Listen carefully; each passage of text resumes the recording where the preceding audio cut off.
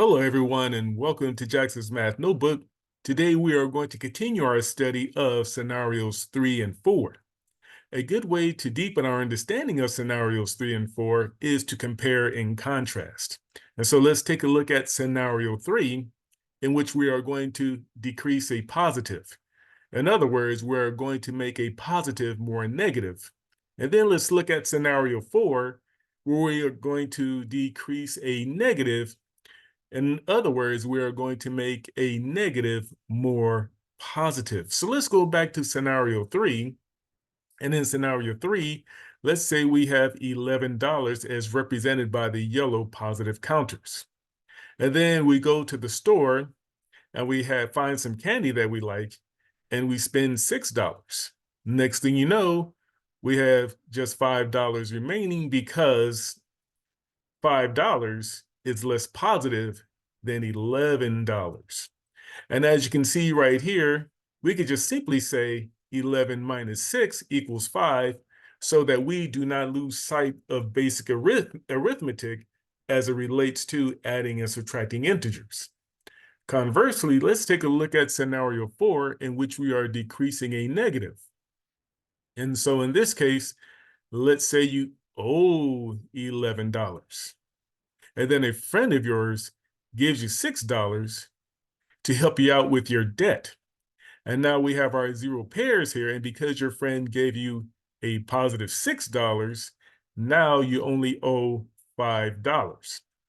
You are in less debt than you were to begin with because you had a thoughtful friend who saw a need to help you out.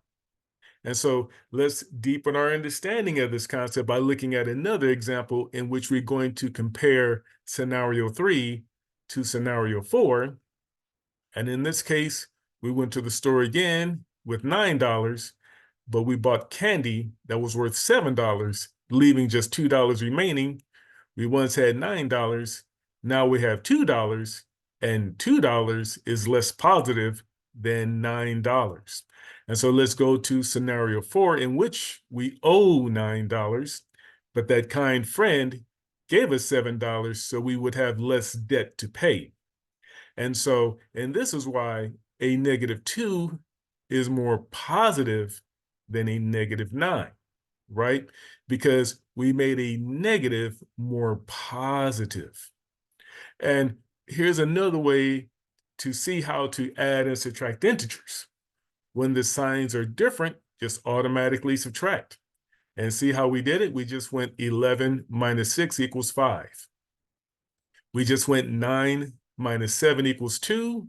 And so again, when the signs are different, automatically subtract, but give your answer the same sign as the number with a greater absolute value.